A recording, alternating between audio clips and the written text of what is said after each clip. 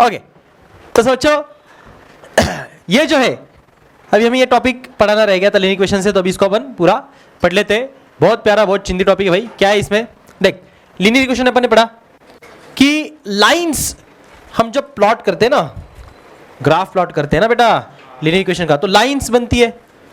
मेरे पास अगर कोई लीनियर इक्वेशन है, उसको मैंने ग्राफ के ऊपर प्लॉट किया, तो उसकी एक सिंगल स्ट्रेट लाइन बनती थी कि नहीं बनती थी? अरे यस और नो? अच्छा, वो बनाना कैसे आपको आता? क्या ग्राफिकल मेथड बताया ना, उसके लिए अपन क्या करते थे, कोऑर्डिनेट्स निकालते थे, वो डब्बा बनाते थे X Y X comma Y, X comma Y डब्बा बनाते थे ना, 3 कोऑर्डिनेट्स निकालते थे अपन, है ना। फिर मैंने आपको ये भी बताया था कि 3 ही क्यों निकालते, 2 में सर काम हो जाता है, 2 क्यों नहीं निकालते? तो मैंने आपको रीजन बताया था, 2 points are always collinear, 2 points are always collinear. तो कम से कम 3 पॉइंट निकालो ताकि समझ आए कि लाइन हमारी सीधी जाती है कि, अरे समझो ना, मैंने 2 पॉइंट निकाले, तो 2 पॉइंट तो हमेशा कोलिनियर थे, चाहे मैं ये पॉइंट यहाँ पे और दूसरा यहाँ पे निकाल दूं, हमेशा कोलिनियर रहेंगे। 3 पॉइंट निकाल के समझेगा कि कोलिनियर है कि नहीं है, 1 2 3 कोलिनियर है कि नहीं है समझेगा, यहाँ पे आ रहा है, यहाँ पे आ रहा है। सो हमें कम से कम 3 कोऑर्डिनेट निकालने होते, आ रहा है समझ? तो हमें यहाँ पे ये सीखने मिला था ना कि जब भी किसी भी लीनियर इक्वेशन को प्लॉट किया जाएगा ग्राफ के ऊपर, तो उसकी ग्राफिकल रिप्रेजेंटेशन कैसे दिखती है? लीनियर दिखती है, स्ट्रेट लाइन दिखती है। और ये एक हमने बोला रीजन है उसको लीनियर बोलने का। दूसरा रीजन तो वो है कि उसकी पावर 1 होती है, हाईएस्ट पावर लीनियर इक्वेशंस में क्या होती है, वेरिएबल की 1 होती है। ये 2 रीजन अपने बोलते हैं, हम उस कारण से उसको क्या बोलते हैं, लीनियर इक्वेशन बोलते हैं। पहला तो ग्राफ पे लाइन सीधी आती है, दूसरा अपने बोला उसके अंदर हाईएस्ट पावर वेरिएबल की 1 होती है। क्लियर? अब ऐसा भी होगा कभी कभी कि यार जो लीनियर इक्वेशन हम प्लॉट करते हैं, साइमल्टेनियस, अब मैं बात कर रहा हूं, ठीक है ना, साइमल्टेनियस इक्वेशन, उसमें 3 अलग अलग पॉसिबिलिटीज बनती है। कभी कभी ऐसा हो सकता है, देखो वो क्या हो सकता है, वो पॉसिबिलिटीज हमने यहां पे लिखी है। फिलहाल कुछ नहीं समझ आ रहा है, टेंशन लेने का नहीं, अभी जो बताऊंगा उसके बाद सब क्लियर हो जाएगा। ध्यान से सुनो, इसलिए मैंने बोला ध्यान दे।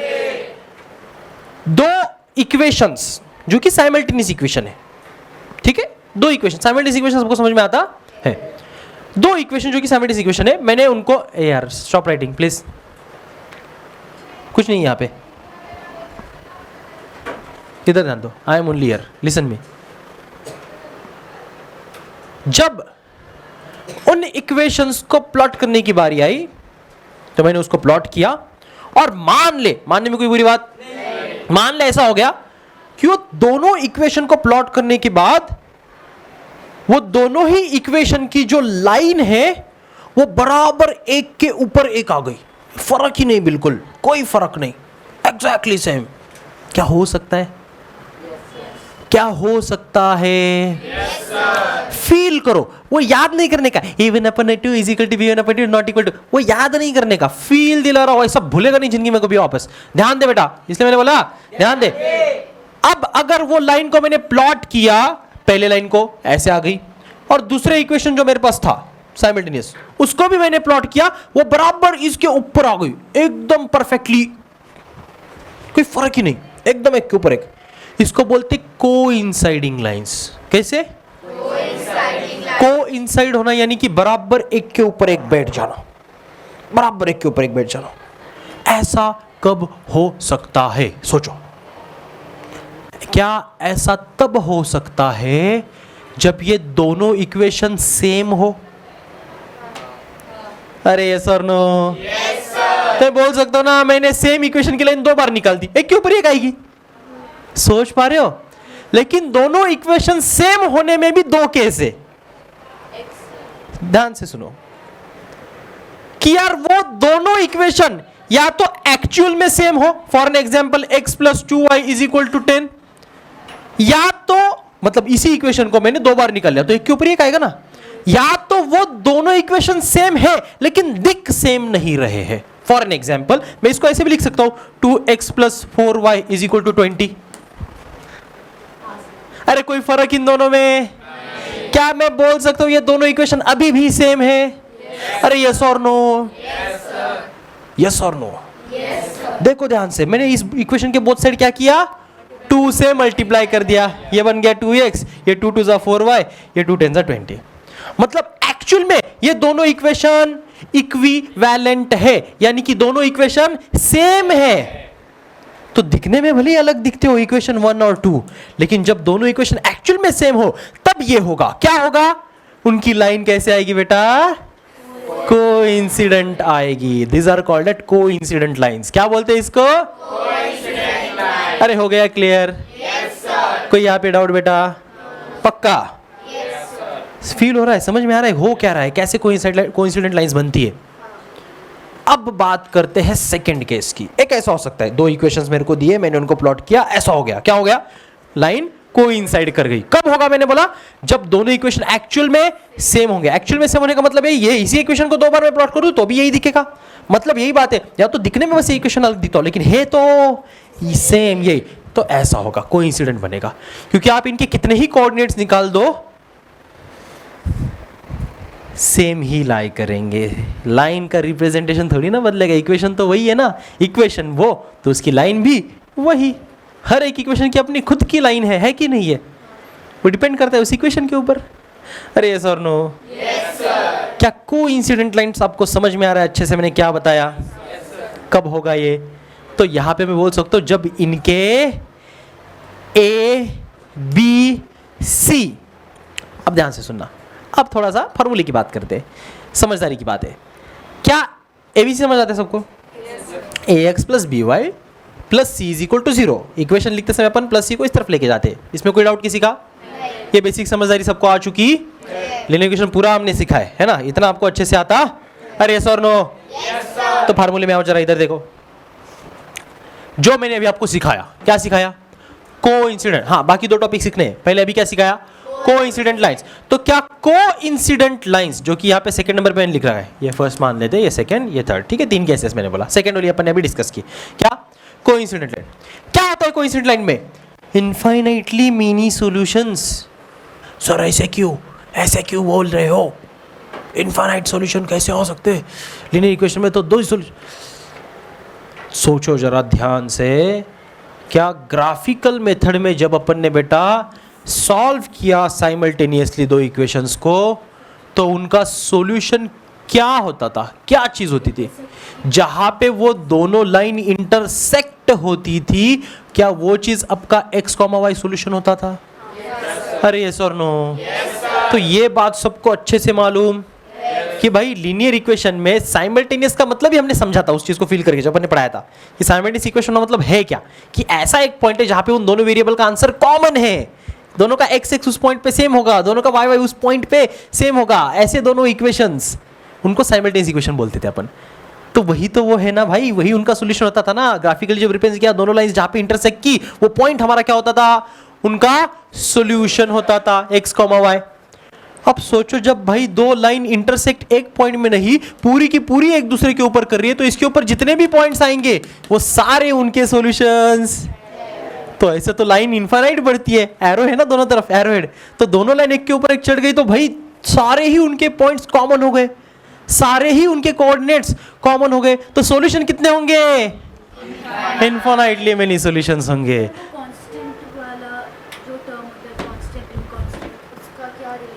देखो ना यहाँ पे कांस्टेंट मतलब अच्छा कंसिस्टेंट, मैं कांस्टेंट में बोल रहा हूँ ये इसमें, क्योंकि बाकी जगह पे इक्वल नहीं होता, यहाँ पे इक्वल होता है, मुझे लगा ये बोल रही। सुनो बता दो। अच्छा ये दो बात समझ में आ रही? हाँ, यहाँ तक किसी को डाउट है क्या? हाँ, पहले जानबूझ के कोइंसिडेंट समझा रहा हूँ, ये समझ गया ना, ये दोनों हलवा है, ठीक है? ये पूरा पिक्चर क्लियर करेगा आपको, है ना? मैं पहले ये नहीं पढ़ाता हूँ, ये जरूरत नहीं है, मैं पहले ये पढ़ाता हूँ। एक बार कोइंसिडेंट समझ गए तो बाकी दोनों वो आप मुझे समझाओगे। फिर ध्यान से सुनना, कैसे कोइंसिडेंट में समझ में आ गया कि भाई हो क्या रहा है, असल में क्या हो रहा है। जब दोनों लाइन एक दूसरे को इंटरसेक्ट करें तो सारे ही कोऑर्डिनेट्स उनके सेम हो गए, कॉमन हो गए। कॉमन यानी कि जो दोनों के अपने खुद के सारे सेम ही है, तो भाई इनफिनिट सॉल्यूशन बनेंगे कि नहीं बनेंगे? किसी एक पॉइंट में तो इंटरसेक्ट नहीं कर रहे, पूरे के पूरे इंटरसेक्ट कर रहे एक दूसरे को, एक के ऊपर एक चढ़ गई लाइन पूरी, सेम इक्वेशन। तो वहां पे हम बोलते हैं इनफाइनाइटली मेनी सॉल्यूशन कॉज होते, और इस रिलेशन को हम समझते हैं इनके कोएफिशिएंट्स के मदद से। अच्छा ए बी सी क्या है बताओ मुझे, है कि नहीं है? तो ये हमारा काम आसान करने वाले फार्मूलाज है, ठीक है? अब हर बार मुझे ग्राफिकली ड्रॉ करके ये चेक नहीं करना है कि भाई सच में कोइंसिडेंट है क्या, सच में वो एक पॉइंट में इंटरसेक्ट करते हैं या सारे पॉइंट में करते हैं या पैरेलल आते हैं, इंटरसेक्ट ही नहीं करेंगे? ये मुझे ग्राफिकली ड्रॉ करके हर बार चेक करने की जरूरत नहीं। मैं बस उनके कोएफिशिएंट्स के रेशो के मदद से चेक कर सकता हूं कि उनके साथ क्या होने वाला है। Isn't it amazing? मैं सिर्फ उनके कोएफिशिएंट के रेशियो को लेकर के चेक कर सकता हूं कि उनके साथ क्या होने वाला है, कि भाई वो पैरेलल जाएगी, वो इंटरसेक्ट करेगी या वो कोइंसिडेंट होगी। जो अपन ने भी डिस्कस किया, क्या होगा ये अपन किससे बता सकते हैं? उनके कोएफिशिएंट्स की मदद से। तो कोएफिशिएंट्स का रेशियो ये आपको ध्यान में रखना है। देखो कैसे, जब a1 अपॉन a2 ये b1 अपॉन b2 के बराबर है और c1 अपॉन c2 के भी बराबर है। क्या ऐसा इसीलिए हो रहा है क्योंकि मैंने आपको प्रूफ किया था कि दोनों इक्वेशन अलग नहीं है, सेम ही है?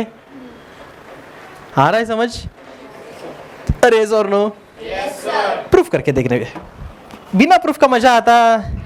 चलो यहां पे मुझे बताना बेटा, क्या ये ए बी सी होता है दोनों में? ए बी सी, यहाँ पे भी ए बी सी। अब दोनों बार ए वैल्यू तो सेम नहीं, तो इसको 1 1 1 कर देंगे, इसको 2 2 2, मतलब दोनों इक्वेशन के लिए, इक्वेशन के लिए सारे 1 1 1 हो गए, इक्वेशन 2 के लिए सारे 2 2 2 हो गए। अरे is that very very clear? तो यहाँ से मेरे को a1 b1 c1 a2 b2 c2 की वैल्यू मिलेगी। मेरी इक्वेशन की कंडीशन मुझे क्या बताती है भैया, कि ये चेक करो, a1 upon b a2 is equal to, सारे ही रेशो सेम आने चाहिए। चेक करते आते हैं क्या, है ना? ये दोनों अपन ने बनाए सेम इक्वेशन और हमने समझा कि कैसे कोइंसिडेंट लाइन फॉर्म करती है। ये अपन ने समझा कि नहीं समझा? तो भी चेक करके देखते हैं अपने फॉर्मूले में ये काम करता है कि नहीं करता है। देखो बताओ, यहाँ पे a कितना बेटा, अपन यहाँ पे कितना, इज इक्वल टू यहाँ पे कितना, अपन यहाँ पे, यहाँ पे, यहाँ पे, सबका रेशो। ऐसा फॉर्मूला क्यों बन रहा है ये समझो, ये मत समझो प्रूव हो रहा है, ये तो प्रूव होगा ही। क्यों बन रहा है? क्योंकि मैं जानता हूं मैंने उतने ही टाइम्स उस इक्वेशन को रेज करके उसका इक्विवेलेंट इक्वेशन बनाया है, इसलिए रेशो सेम आता। आ रहा है समझ आपको? Can you feel this? ये चीज आपको क्लिक होनी चाहिए। हो रहा है सबको? तो इस वजह से हमारा फार्मूला बनता है a1 upon a2 is equal to b1 upon b2 is equal to, क्योंकि उनके कोएफिशिएंट उसी अमाउंट में रेज होते हैं। इक्वेशन के बोथ साइड रेज होता है ना, उसी अमाउंट में बढ़ते या कम होते हैं। तो वो दो इक्वेशन कैसे होते हैं? इक्विवेलेंट होते हैं, सेम होते हैं। तो हम बस इतना चेक करेंगे और बोल देंगे वो कोइंसिडेंट है कि नहीं है। हमें प्लॉट करने की, ड्रॉ करने की, ग्राफ पे निकालने की जरूरत नहीं है कि भाई सच में उनकी लाइन पैरेलल है या सच में उनकी लाइन इंटरसेक्टिंग है या सच में उनकी लाइन कोइंसिडेंट है। और मेरे हाथ के इशारे भी अच्छे से समझ जाओ, इसमें आपको क्लैरिटी आनी चाहिए। Parallel, intersecting and coincident, easy? अरे सर नो? ठीक है, चल। तो ये अपना टॉपिक आई होप पूरा क्लियर हो गया। अब बाकी दो की बात करते हैं। करे बात? करे क्या? अच्छा, यहाँ पे किसी कोई सवाल पूछना है? पक्का? अब ऊपर वाले को पहले देखो। ऊपर वाले को किसको? इंटरसेक्टिंग लाइंस को। क्या ये चीज मुझे समझाने की जरूरत है भाई?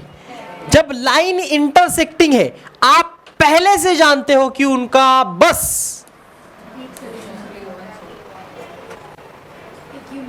क्योंकि इंटरसेक्ट करने का मतलब ही है कि दोनों इक्वेशन अलग है, दोनों इक्वेशन एक दूसरे से बहुत ज्यादा अलग है, तभी उनकी लाइन कहीं पे जाकर के इंटरसेक्ट करती है। और जिस पॉइंट में इंटरसेक्ट करती है वो पॉइंट उन दोनों इक्वेशन का कॉमन पॉइंट होता है, जहां पे उनके एक्स और वाई की वैल्यू सेम हो रही है। आ रहा है समझ? That is that unique solution वाला पॉइंट। कब होगा ये? जब दोनों इक्वेशन एक दूसरे से बिल्कुल ही अलग होंगे। अब अलग होने का मतलब है कुछ भी सेम ना होना। हो रहा है फिल? तो कुछ भी same, a1 upon a2 is not equal to b1 upon a2। Same नहीं चाहिए भाई रेशो, जरूरत ही नहीं पड़ती। जिसकी जरूरत नहीं उसको फालतू लिखेंगे क्या?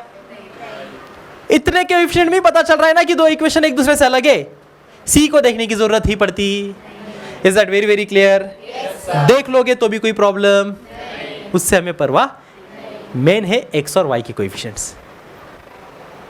ओके, मैं दो इक्वेशन अलग लिख दूं, ओके, और सी की वैल्यू सेम कर दूं तो फर्क पड़ने वाला?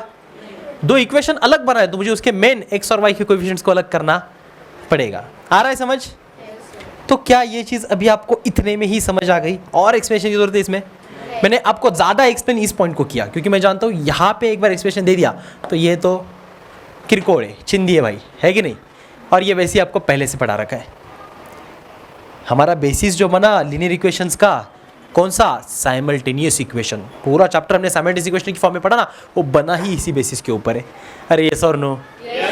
तो यहाँ पे आपको क्लैरिटी आती है कि कैसे यूनिक सॉल्यूशन बनता है, कैसे इनफाइनाइटली मेनी सॉल्यूशंस बनते हैं, और लास्ट पॉइंट को तो अभी अपन तुरंत डिस्कस कर लेंगे। बताओ, पैरेलल लाइंस। भैया ऐसी दोनों लाइंस जो कितनी भी एक्सटेंड कर लो एक दूसरे को कभी भी इंटरसेक्ट नहीं करेगी, कितना भी आगे लेके चलो एक दूसरे को कभी भेदने वाली ऐसी लाइंस को अपन क्या बोलते हैं? तो अगर दुनिया में दो इक्वेशन एकदम बिल्कुल ऐसे तरीके के हैं भाई जिनको प्लॉट किया जाए ग्राफ के ऊपर तो उनकी लाइन एक दूसरे को कभी इंटरसेक्ट नहीं करेगी, तो उनका कभी कोई कॉमन पॉइंट आएगा ही, और उनका कभी कोई कॉमन पॉइंट आएगा ही नहीं, मतलब उनका कोई सॉल्यूशन ही आ रहा है समझ? तो इस वजह से यहाँ पे नो सॉल्यूशन, इंटरसेक्ट किया नहीं। चल इंटरसेक्ट एक पॉइंट में करता तो यूनिक सॉल्यूशन, पूरा कोइंसाइड कर देता तो सारे ही solution, infinitely many solution, intersect करेगा ही नहीं, तो काय का सॉल्यूशन में आया समझ? I hope this point is clear to you. इसका नाम होता है, बोलो क्या? Parallel, intersecting and coincident lines. क्या लिखते हो आप इसको? या नाम बदल भी सकते हो।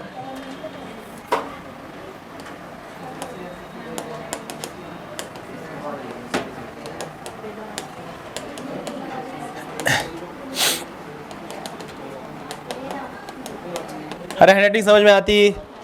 अरे यस और नो? ठीक है, parallel, intersecting and coincident lines. I hope this topic is clear to you. ठीक है, हाँ, इक्वेशन कंसिस्टेंट या इनकंसिस्टेंट कब है? वो कंसिस्टेंट कब होगा बेटा? कब कंसिस्टेंट कहलाएगा? जब कोई सॉल्यूशन दे रहा होगा। तो सॉल्यूशन देता है तो कंसिस्टेंट है, सॉल्यूशन नहीं देता है तो कंसिस्टेंट नहीं है। Okay, depending consistent, depending consistent, एक मिनट, एक तो कंसिस्टेंसी, एक तो इनकंसिस्टेंसी, डिपेंडिंग कंसिस्टेंसी कौन सा है?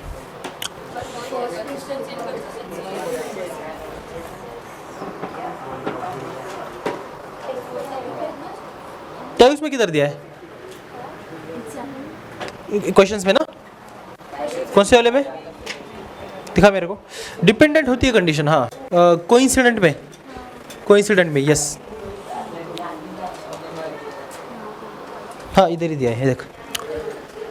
पैरेलल इन केस इक्वेशंस है नो सॉल्यूशन, सो इनकंसिस्टेंट हो गया, सॉल्यूशन नहीं खत्म किया ना, वो तो समझ में आता है। इंटरसेक्ट सिंगल पॉइंट तो कंसिस्टेंट है, और हाँ जो कोइंसिडेंट है तो डिपेंडेंट कंसिस्टेंट है, बराबर, यस। जब you don't have certain fix value, okay, let's say दो लाइंस एक दूसरे को कोइंसाइड कर रही है। अब बेटा जब वो कोइंसाइड कर रही है तो उनके सारे ही पॉइंट्स, आप बोले कि ग्राफ पे ऊपर आने वाले, जब ग्राफ पे प्लॉट करेंगे, ग्राफ के ऊपर आने वाले सारे ही पॉइंट्स उनके सॉल्यूशंस है, क्योंकि सारे इंटरसेक्ट कर रहे हैं। मतलब दोनों लाइंस एक दूसरे के ऊपर चढ़ गई ना भाई, तो उनके ऊपर तो इनफाइनाइट पॉइंट आ सकते हैं, तो इनफाइनाइट सॉल्यूशन बन गए, समझ में आता है? तो अब इसकी कंसिस्टेंसी को तुम बताओगे कैसे? सॉल्यूशन लोगे कौन सा? तो डिपेंडेंट है, तुम्हारी ग्राफ के ऊपर तुम जो भी वैल्यू, डिजायर्ड वैल्यू लेना चाहते हो उसमें से उठा सकते हो, तो इसलिए उस वैल्यू को अपन ने डिपेंडेंट कंसिस्टेंसी बोली है, ठीक है? तो वहां पे कोई फिक्स वैल्यू को अपन ले नहीं सकता, मिला नहीं सकते, हमारी डिजायर्ड वैल्यू को ले सकते। मैंने ग्राफ बना लिया, मान ले 0 से लेकर के 100 तक, तो वहां तक आने वाली सारी वैल्यूज की सॉल्यूशन मैं ले लूंगा, लेकिन मेरा डिजायर 100 तक का है नहीं, मैं तो 40,000 का देख रहा हूँ, तेरे को ग्राफ 40,000 पॉइंट्स तक बनाना पड़ेगा, तो वो मेरा डिपेंडेंसी होगी ना। तो मेरे सॉल्यूशन की कंसिस्टेंसी कहाँ पे है? कहीं पे नहीं है, वो तो डिपेंड करती है उस ग्राफ के ऊपर, उस पॉइंट के ऊपर। आ रहा है समझ? क्लियर? और ये कब होगा? जब लाइन कोइंसाइड कर रही होगी, दैट्स इट। कुछ एक बार बच्चे सीबीएसई के एनसीईआरटी के पन्ने उलट के चेक कर ले कुछ मिस आउट हो रहा है क्या टॉपिक में से एक बार, फिर अभी आज अपन पूरा चैप्टर को फिनिश कर देंगे। बस ये एक टॉपिक बचा था, और के की वैल्यू, हाँ तो वो तो बेसिक चीज है, कभी उसका अपन ने क्वेश्चन बोर्ड पे नहीं लिया है, एक दो ले लेते हैं अपन तुरंत, है ना। तो उसमें कुछ नहीं बेटा, आपको कहीं पे वेरिएबल के साथ ना कोई एक कोएफिशिएंट की प्लेस के ऊपर के डाल के दे देगा और आपको कंडीशन बताएगा कि भाई ये कंसिस्टेंट है, इनकंसिस्टेंट है, या तो ये मतलब बैलेंस, तो उसके अकॉर्डिंग आपको जो है इस रेशो को इस्तेमाल करके उस के को फाइंड करना होगा। अगर आपको बोलता है कि कोई वो इंटरसेक्टिंग है तो आप ये रेशियो यूज करोगे, आपको बोल रहा है कि भाई वो कोइंसिडेंट है तो आप ये रेशियो यूज करोगे, यहाँ पे इसमें कहीं ना कहीं पे क्या आ जाएगा, क्रॉस मल्टीप्लिकेशन करके वैल्यूज बाकी के डाल के आप उसको सॉल्व करके के की वैल्यू को निकाल लोगे। सो इस तरीके के इस टॉपिक के ऊपर क्वेश्चंस आते हैं के की वैल्यू वाले। ओके यस, करते हैं अपन। यस, और कुछ? Very good. Anything else? देखो और कुछ बचता है क्या? ठीक है चलो ये छाप लो जल्दी से सारे बच्चे, ये छाप लो। छाप लिया पहले ही? हाँ। अभी मैं आपको क्या करता हूं ना, इक्वेशन देता हूं और आपको मुझे वो इक्वेशन इस तरीके से चेक करके बताना है कि पैरेलल है, कोइंसिडेंट है या इंटरसेक्टिंग है। चलेगा? चलो इक्वेशन मैं आपको देता हूं। टेक्स्ट बुक सबकी बंद रहेगी, टेक्स्ट बुक कोई ओपन नहीं रखेगा बेंच के ऊपर, टेक्स्ट बुक बंद रहेगी। हाँ क्या हुआ? नहीं लीला कर रहे बड़ा? हाँ ये पटकन लेंगे। मैं भी दो इक्वेशन दूंगा आपको, वो आपको चेक करके बताने कौन से है, मतलब पैरेलल है, कोइंसाइडिंग है या इंटरसेक्टिंग है। ओके ये आपको बताना है। चलो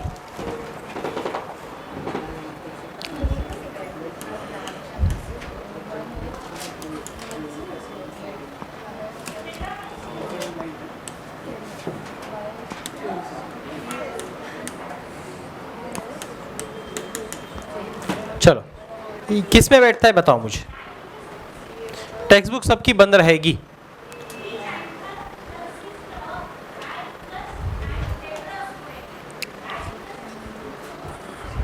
A1 B1 C1 A2 B2 C2 इन वैल्यूज को लेकर के आपको चेक करना है कौन से वाले रेशो को ये सेटिस्फाई करता है ना। तीन रेशोज आपको मैंने लिख करके दिए, चार्ट में दिए कि नहीं दिए? हाँ तो जिसमें सेटिस्फाई करता है वैसा आपका आंसर बनेगा। तो भाई सारे इक्वल है तो ये कौन से रहेंगे? कोइंसाइडिंग रहेंगे, जाहिर सी बात है। अगर इक्वल नहीं रहेंगे तो इंटरसेक्टिंग रहेंगे, और ए भी इक्वल है लेकिन सी इक्वल नहीं है तो ये क्या रहेंगे? पैरेलल रहेंगे। ठीक है यस। हाँ ये इंटरसेक्टिंग है, राइट। सबका आया क्या?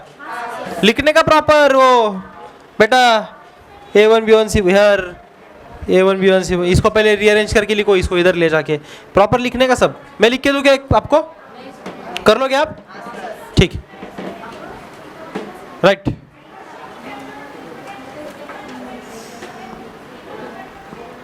कौन सी लाइन से? इंटरसेक्टिंग लाइन से। क्या हुआ रितिका? नहीं आ रहा है क्या? हाँ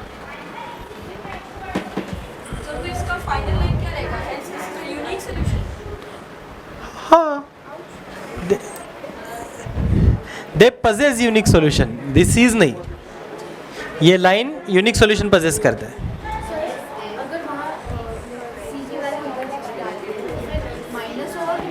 प्लस ये इधर माइनस है ना बेटा, इधर चले जाएगा तो क्या हो जाएगा? प्लस हो जाएगा। yes. तो ऊपर वाले को कैसे लिख रहे हो उस पर डिपेंड है। यस दोनों को या तो इस तरफ रखो तो भी चलेगा, या तो दोनों को उस तरफ रखो, एक इधर लेकर के वैल्यूज नहीं ले सकते। आपका एक सी इस तरफ, एक तरफ इसी इस तरफ लेकर के प्लस माइनस वैल्यू लेके नहीं चलेगा, फिर इक्वल नहीं आएगा।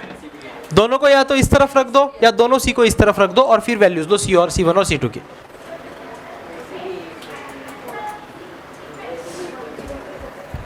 वैसे भी इक्वल नहीं आएगा। कैसे आएगा? इंटरसेक्टिंग है ना, रेशो सेम यहाँ पे होता नहीं है।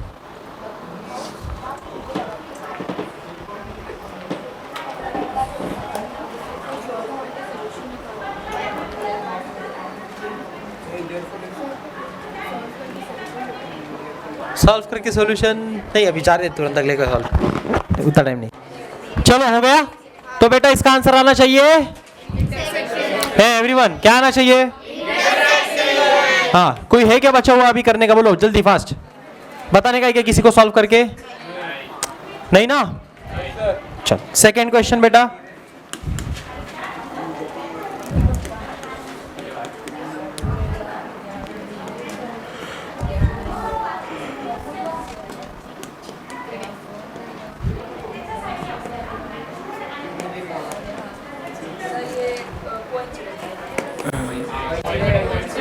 क्या देखे देखे समझ आ गया? क्योंकि भाई दिख रहा है दूसरे इक्वेशन में क्या किया है, क्या किया है, किससे मल्टीप्लाई किया है? 2 से मल्टीप्लाई किया है, जैसे मैंने एग्जांपल दिया था, है कि नहीं? बस और एक दे देता हूं नीचे। आते हैं ना, ऐसा कुछ नहीं, आते केवल ज्यादा आते हैं, उनकी डिमांड ज्यादा रहती है।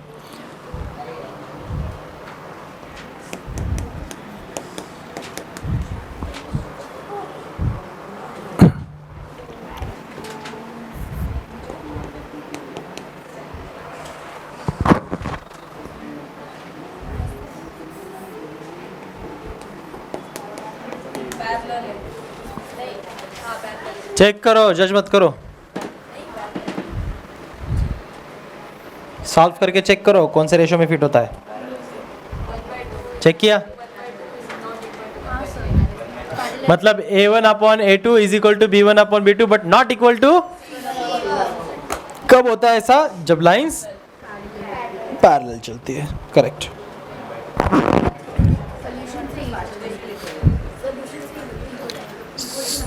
हाँ, अब पैरेलल लाइन का नो सॉल्यूशन रियल कंडीशन, कभी सॉल्यूशन आएगा ही नहीं। अब यहाँ पे देख के ही चीज़ें आप समझ सकते हो, सॉल्व भी करने की जरूरत नहीं होती है, लेकिन आंसर बोर्ड में आपको अच्छे से लिख के सॉल्व करना होता है, ठीक है? To represent your answer we have to write step by step everything and explain. Basically जो आपके मन में आंसर बन रहा है वो आपको एग्जामिनर को बताना है, ठीक है? लिख के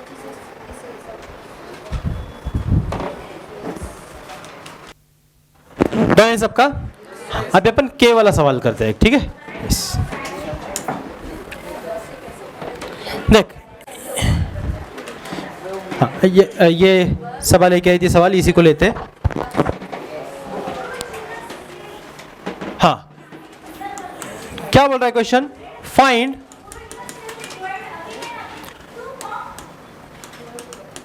वैल्यू ऑफ के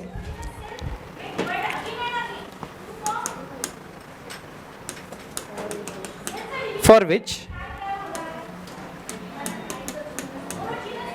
given system of equation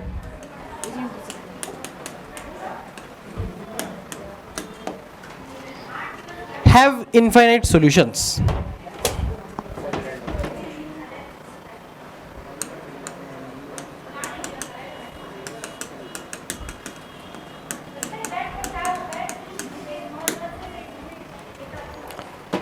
क्या है इक्वेशन? देखो यहाँ पे मैं बताता हूँ। पहला सवाल,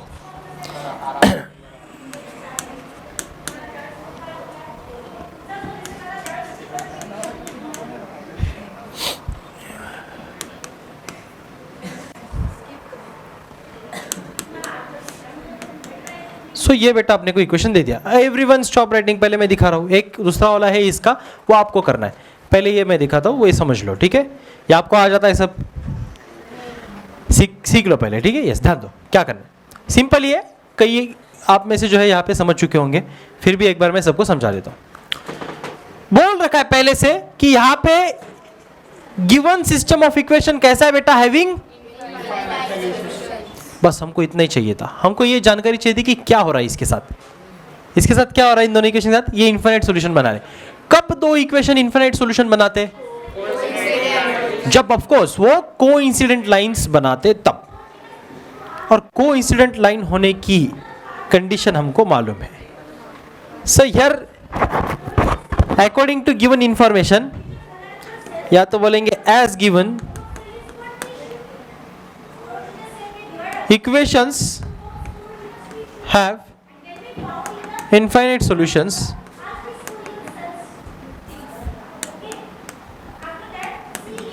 right, therefore A1 upon A2 is equal to B1 upon B2 is equal टू, यही तो होता है जब किसी सिस्टम ऑफ इक्वेशन में हम ये देखते हैं कि यार वो इन्फिनिटली सॉल्यूशंस बना रहे, तब हम ये समझ पाते हैं कि यार वो तो कोइंसिडेंट लाइन है, और अगर वो कोइंसिडेंट लाइन है, वो इन्फिनिट सॉल्यूशंस बना रहे, तो इसका मतलब ये रेशो इस तरीके से होगा उनके कोएफिशिएंट्स का।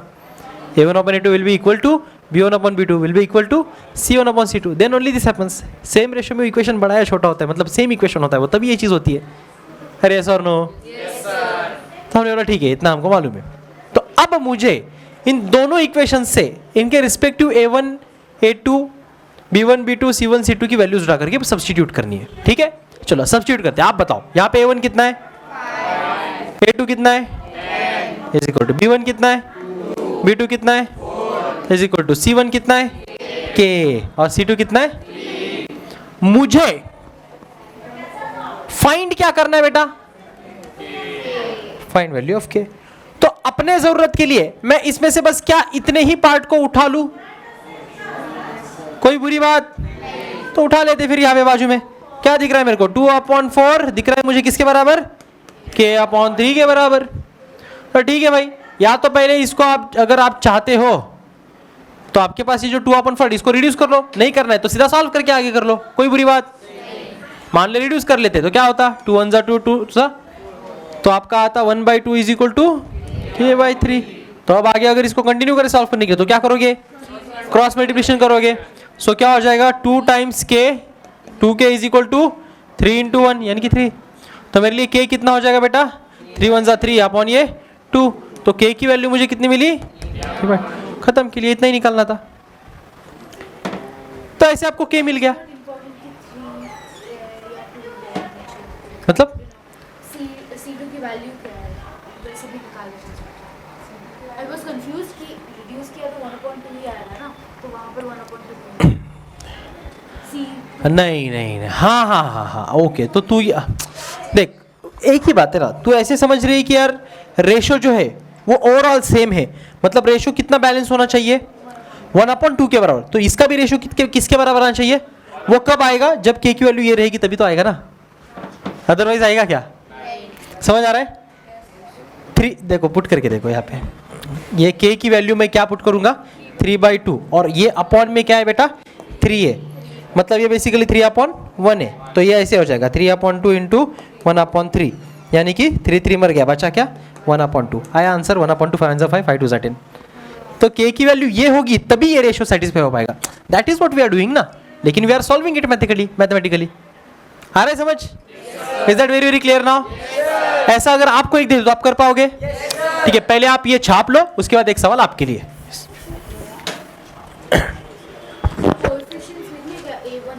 हाँ, आप यहाँ पे ये एडिशन लिख सकते हो, ये लाइन लिखने से पहले here A1 is equal to this, A2 is equal to जो भी है, A1 A2 A3 B1 B2 B3 C1 या तो आप ये ना लिखो तो भी चलता है, ये रिक्वायर्ड नहीं है, ठीक है। आप सीधा वैल्यू सब्स्टिट्यूट करके सॉल्व करो तो भी चलता है, ठीक है।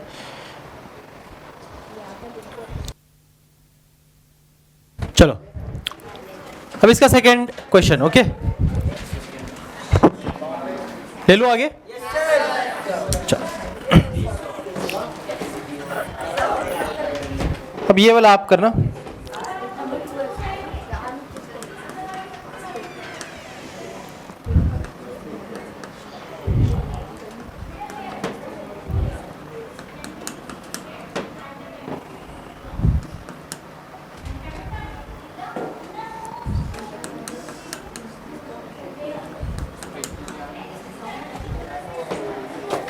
कंडीशन सेम है, इन्फिनिटली मेनी सॉल्यूशंस है, करो।